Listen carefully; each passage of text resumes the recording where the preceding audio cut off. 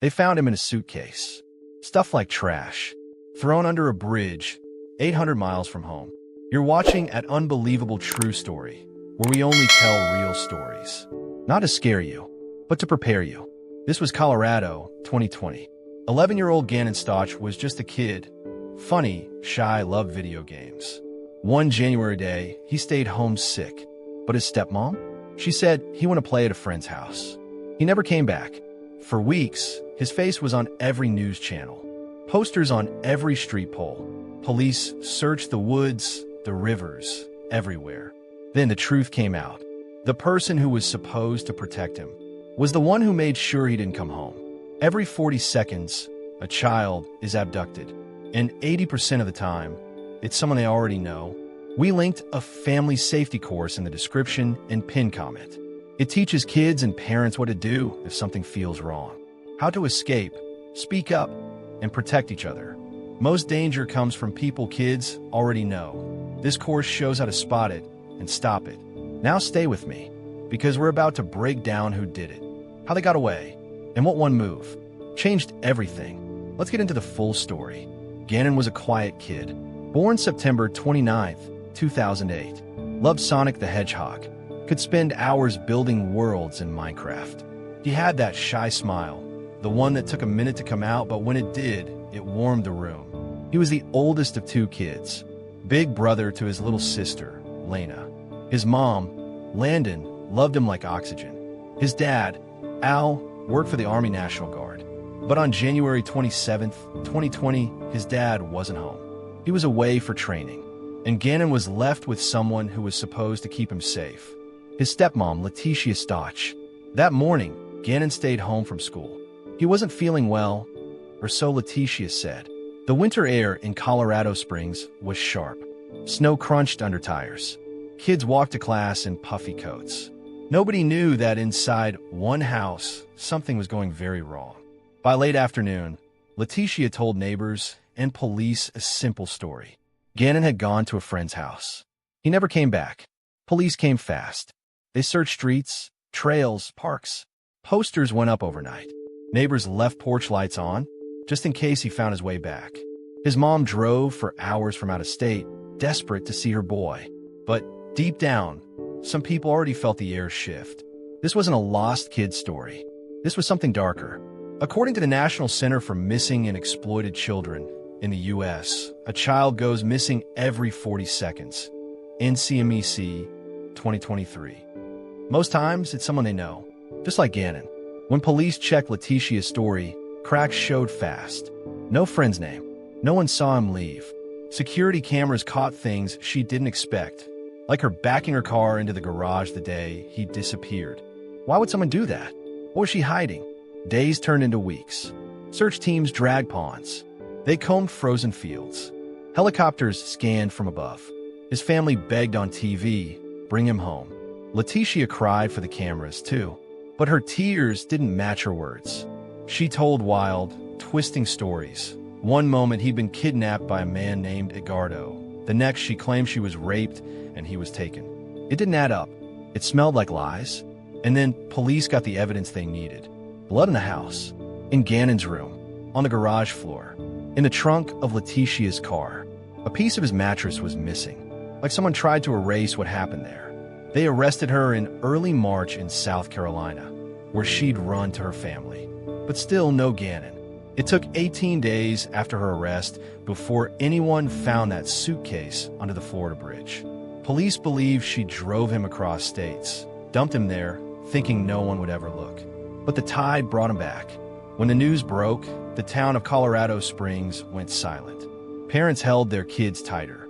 Grown men cried in their trucks. This wasn't just a crime. This was betrayal. That's why we added a family safety course in the description and pin comment. It teaches kids and parents what to do if something feels wrong, how to escape, speak up, and protect each other. Most danger comes from people kids already know. This course shows how to spot it and stop it. But back to January 27th. We're going to walk you through what happened inside that house. The last hours Gannon was alive. The lies that covered the truth.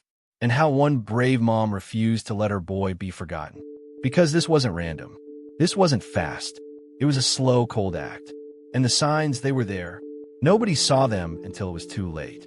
January 27th, 2020. Cold air biting at the windows. Snow melting into dirty slush on the street. Inside the Stauch home, the TV hummed in the background. But the walls were holding a secret. That morning, Gannon's little sister went to school. His dad, Al, was away for Army training in Oklahoma.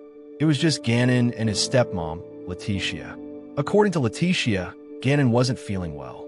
She told the school he'd be staying home. But her version of care wasn't the kind you'd think. Police later found out that neighbors' security cameras caught her leaving the house with Gannon around 10:15 a.m. that day. He looked small. He looked tired. He was holding something in his hands. Maybe a pillow, maybe a blanket. He climbed into the back seat of her red pickup. Hours later, cameras caught Letitia coming back alone. She parked the truck in the garage, backed it in, closed the door before getting out. Neighbors noticed because she didn't usually do that. It was like she didn't want anyone to see what or who was inside. From that point on, everything she said was twisted. First, she told Gannon's dad that he went to play at a friend's house around 3:15 p.m. Then, she told police the same thing. But she couldn't name the friend, couldn't say where the house was. No kid in the neighborhood saw him that day. By evening, panic started to rise. Gannon's mom, Landon, was hundreds of miles away in South Carolina when she got the call. She jumped in her car and started the long drive to Colorado, her mind racing through every possible nightmare. Letitia? She was telling police not to search her car, not to look in certain parts of the house. She even complained about the search dogs, like they were wasting her time. But what police didn't say, not yet, was that they had already seen signs. Blood droplets in the garage, a blood stain on the carpet near Gannon's bedroom, tiny smears on the wall, the kind of things you could try to clean but not erase. Later, investigators would piece it together. Gannon was hurt inside that house. Bad. And instead of calling for help, she made it worse. That night, she texted Gannon's dad, "Don't come home, we'll find him." That line made his stomach turn. Because what parent tells another parent not to come home when their kid is missing? By the next day, the case blew up. Police called in search teams. Volunteers showed up by the dozens. People brought flashlights, ATVs, even drones. They searched parks, creeks, hiking trails. The community pulled together like family. And Letitia? She was giving interviews. One TV reporter asked her what she thought happened. She went on a long, strange rant about fake stories and people trying to frame her. She even mentioned blood in the house before police had released that to the public. That's when a lot of people watching thought, wait, how does she know that? Her stories kept changing. One minute she said she was raped by a man named Edgardo, who kidnapped Gannon. The next, she said she'd been carjacked. Then, she claimed Gannon hurt himself and she couldn't deal with it. Each version made less sense. Behind the scenes, investigators were already building their case. They pulled Letitia's cell phone records. They tracked her car's GPS. And they saw something strange. On the night of January 28th, her phone went dark for several hours.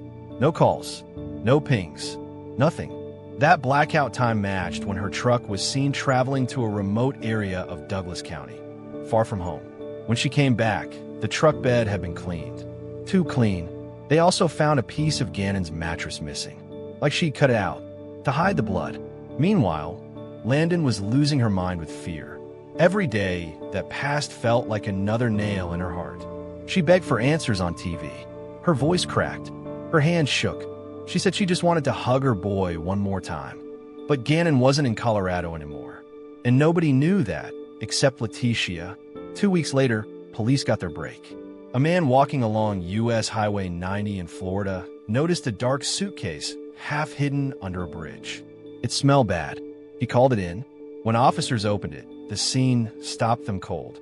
The small body inside was wrapped in blankets. There was blood on the fabric. And even though the water had washed over him for days, the signs of violence were still clear. Dental records confirmed what everyone feared. It was Gannon. The news hit Colorado Springs like a punch. Strangers cried in grocery stores. The search volunteers stood in silence at the park where they had gathered every day. Parents gripped their kids tighter that night. Police arrested Leticia in South Carolina, where she had run to be with family. She was charged with first-degree murder, child abuse resulting in death, and tampering with a body. They put her in cuffs, and she still tried to tell reporters she was innocent. But the evidence was everywhere. Blood in her car, blood in the garage, cell phone data tracking her every move. And that suitcase, her final attempt to erase him, had betrayed her. When they brought Leticia in for questioning, she walked in like she was doing them a favor. Not like a grieving stepmom, not like someone desperate to help find her missing boy. She sat back in the chair, crossed her arms, and gave detectives that, "I'm smarter than you look." The detectives started soft, asking about her day, where she went, who she saw. She launched into one of her wild stories. First, she said Gannon went to a friend's house. They pressed. She switched to saying she had been raped by a man named Edgardo, who then took Gannon. They pressed again. Suddenly, she claimed she was kidnapped at gunpoint by two men who forced her to drive around. Every time they caught her in a lie, she just invented a new one. The lead detective wrote later that it was like chasing smoke. She gave so many false versions, it was hard to keep track. But here's the thing, the truth leaves footprints. And her lies?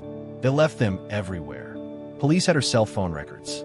They knew she had driven her red pickup to rural Douglas County the night after Gannon disappeared. They knew her phone went dark during the same window. And they found traces of Gannon's blood in the trunk of that truck. When they told her about the blood, she didn't gasp. She didn't cry. She said, "Well, he probably cut himself." But the detectives had already seen the crime scene photos. This wasn't a paper cut. This was violence. They also searched the house more than once. Each time, they found new evidence she hadn't cleaned well enough. A sock with blood on it, a piece of wood with blood stains, and the missing section of Gannon's mattress, replaced with a blanket like nothing happened. Meanwhile, the community didn't stop searching. People who had never met Gannon were out in the snow, scanning ditches, climbing hills, dragging streams. They prayed together. They lit candles at vigils. Even the mail carriers kept an eye out. Everyone wanted to believe he could still come home alive. Then March 17th, 2020, the suitcase was found under that Florida bridge. It was nearly 1,400 miles from Colorado Springs. That meant she had driven all the way there with his body. Police believe she was trying to hide him so far away, nobody would connect the dots. But the dots were already connected. When a medical examiner examined Gannon's remains, the truth was worse than most could handle. He had been shot, stabbed, and there were blunt force injuries. It wasn't quick. It wasn't merciful. At the same time, COVID-19 was shutting down the country. The world was in chaos. But in Colorado Springs, this case stayed at the front of everyone's mind. Even with the fear of a pandemic, people showed up for Gannon. Leticia's trial was delayed because of COVID, but prosecutors kept building the case. They had a mountain of evidence. GPS data from her truck, blood DNA matches in multiple locations, witness statements from neighbors, surveillance videos from that day, her own inconsistent interviews. When the trial finally started in April 2023, the courtroom was packed. Landon, Gannon's mom, sat in the front row every day. She stared straight ahead, listening to every word, gripping a photo of her son. The jury heard about how Leticia tried to buy cleaning supplies right after Gannon went missing. They saw texts she sent complaining about having to babysit him while her husband was gone. They heard from experts who said the blood patterns in the house showed a violent struggle. Leticia's defense tried to say she was insane, that she didn't know what she was doing. But prosecutors showed the planning, the way she turned off her phone, the way she drove out to remote spots, the way she lied to cover her tracks. That's not insanity. That's control. And when they showed the suitcase in court, you could hear people in the gallery crying. One juror wiped his eyes. Even the court reporter paused for a second. Gannon's little sister, Lena, didn't attend. She was too young, but she sent a drawing to the prosecutor's office, a picture of her and Gannon holding hands in the clouds. They kept it in their trial folder like armor. According to the National Center for Missing and Exploited Children, 80% of abductions or abuse cases involve someone the child already knows. NCMEC 2023. This was one of them, a case where trust was used as a weapon. The verdict came fast, guilty on all counts.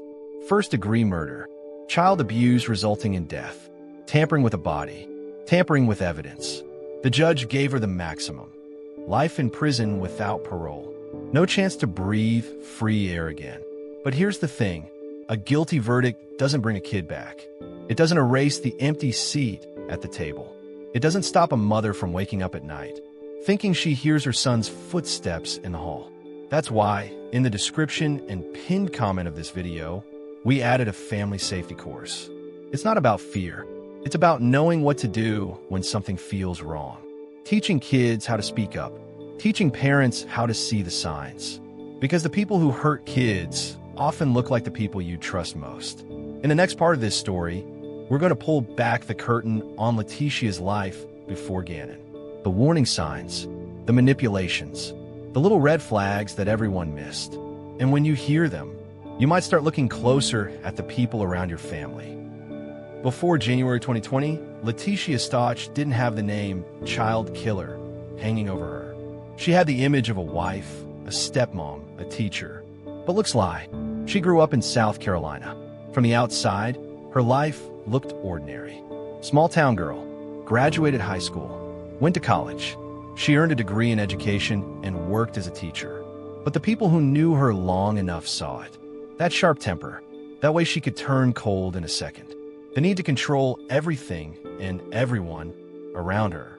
She could play sweet for strangers. But behind closed doors, if you crossed her, you felt it. She married young the first time. It didn't last. Same with the second time. By the time she met Al Stauch, she had already been through a few relationships that ended messy. But Al didn't see the red flags at first. He was a soldier, used to long hours and deployments. Letitia seemed supportive. She laughed at his jokes. She acted like she wanted to build a blended family with his kids. And at the start, she played the part well. School runs, family dinners, posting pictures with Gannon and Lena on social media, smiling like she loved them as her own. But that smile didn't match what was happening inside the house. Neighbors would later say they sometimes heard yelling. Nothing that made them call the police, but enough that it didn't sound like normal parenting. One former co-worker said Letitia was always the victim in her own stories. If she had a conflict with someone, it was never her fault. She was being mistreated. She was disrespected. That's the thing about people like her. They can hide their darkness until it's useful. By late 2019, the cracks were showing. She complained to friends that Gannon was hard to handle. She said she didn't sign up to be raising someone else's kids while Al was away for work. But she didn't say those things in public. She saved them for texts and private conversations. Then January 2020 came. And it wasn't just Gannon's life that would change. The whole family's world was about to flip. On January 26th, the day before Gannon went missing, Letitia sent texts to Al complaining about Gannon again. That night, she searched online for things like "I'm over it" and "blood cleanup." Police later pulled her search history. It was damning. The morning of January 27th, she kept Gannon home from school. She told him to stay in bed and rest. But by mid-morning, she had him in her truck. That was the last time anyone outside that house saw him alive. Now here's the part that sticks with me. The way people around her said later, "We didn't think she'd go this far." It's something you hear in a lot of cases. Everyone sees pieces of the puzzle, but nobody puts them together until it's too late.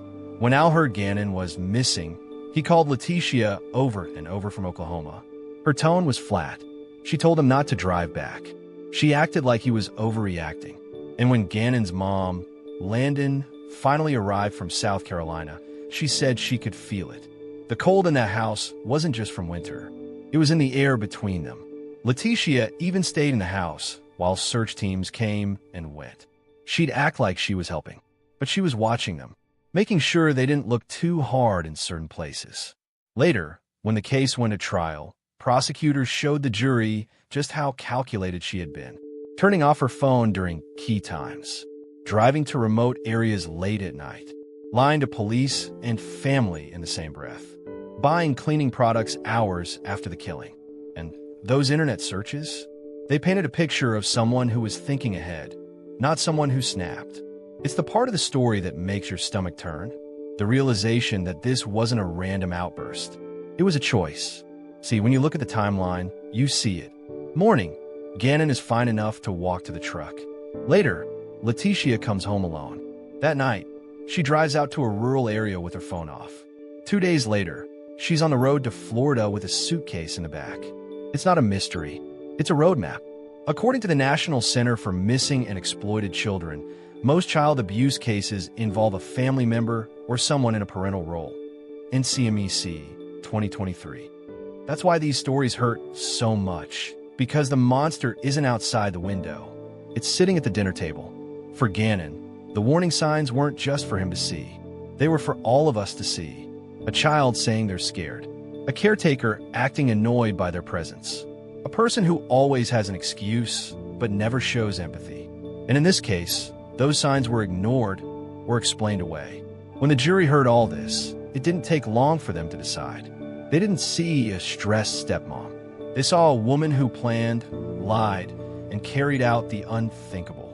The trial opened April 3rd, 2023, 3 years since Gannon's death. The courtroom was silent except for the shuffle of papers and the hum of the air vents. Landon, his mom, sat in the front row every single day. She wore something of Gannon's, a pin, a ribbon, a photo tucked into her folder. She said it made her feel like he was still there. Al, his dad, sat behind the prosecution. It was the first time he'd been face-to-face with Letitia since she was arrested. He didn't look at her much. When he did, it was cold, like staring through glass. The prosecutors started with the evidence, and they didn't hold back. They put the red pickup truck photos on the screen. They showed the GPS map of her drives. They displayed the mattress with the section cut out. The jury saw the blood drops in the garage, the blood stains on the carpet, the sock with his DNA. Each piece hit like a hammer. They also played parts of her police interviews. The lies were so tangled, even the jury looked tired listening. One day, she's claiming a kidnapping. The next, she's claiming she blacked out. Every version pointed away from her, but the evidence pointed right back. The medical examiner's testimony was the hardest. He explained the injuries. Gunshot wound, multiple stab wounds, blunt force trauma. The jurors shifted in their seats. One juror covered her mouth. Then came the most emotional moment, Landon on the stand. She talked about her boy, how he was born small but fierce, how he loved video games and making his sister laugh, how he would put his arm around her when she was sad, even as a little kid. Her voice cracked when she said he trusted her. She looked straight at Letitia when she said it. Letitia stared down at the table, not meeting her eyes. Al testified too. He said he never thought the woman he married would hurt his child. He said he left for army training thinking Gannon was safe. And when he got the call that his son was missing, he drove all night. When he found out the truth, he said it felt like the floor dropped out of the world. The defense tried to claim she was insane, that she had a split personality and couldn't control herself. But the prosecutors reminded the jury she planned. She cleaned. She lied. She drove the body across the country. That's not madness. That's method. On April 17th, the jury went out to deliberate. It didn't take long. Less than a day later, they were back. The foreman stood up and read the verdicts. Guilty, first-degree murder. Guilty, child abuse resulting in death. Guilty, tampering with a deceased body. Guilty, tampering with physical evidence. Landon cried quietly, holding her daughter's hand. Al sat still, jaw clenched, staring straight ahead. The judge gave Letitia life in prison without parole. No chance to see freedom again. No chance to hurt another child. After the sentencing, Landon spoke outside the courthouse. She thanked the community. She thanked the searchers who never gave up. And then she said, "Justice doesn't bring him back, but it means he's not forgotten." Al gave a short statement too. He said, "This is not closure. This is just the end of a chapter. We carry Gannon with us every day." Gannon's little sister didn't speak to the cameras, but someone said she had drawn another picture, this time of her brother, and their mom holding hands under a bright sun. It's taped to Landon's fridge now. The home where it happened, the neighbors say it feels different now. Quieter, not in a peaceful way, in a way that still holds the echo of what happened inside. According to the National Center for Missing and Exploited Children, in the U.S., 80% of abuse cases involve someone the child already knows. NCMEC 2023. That's the part that chills parents. The danger isn't always outside. Sometimes it's in the next room. That's why, in the description and pinned comment, we've added a family safety course. It's real training for parents and kids. It shows how to spot when something feels off, how to speak up, how to get away from danger, even when it's someone you know. Because if even one parent sees the signs sooner, if even one child feels safe enough to tell, then maybe we stop the next story before it starts. For Gannon's family, life moves forward, but not without the empty seat at the table. Birthdays come, holidays pass, and there's always that moment when they look at each other and think about the boy with the shy smile who loved Sonic the Hedgehog.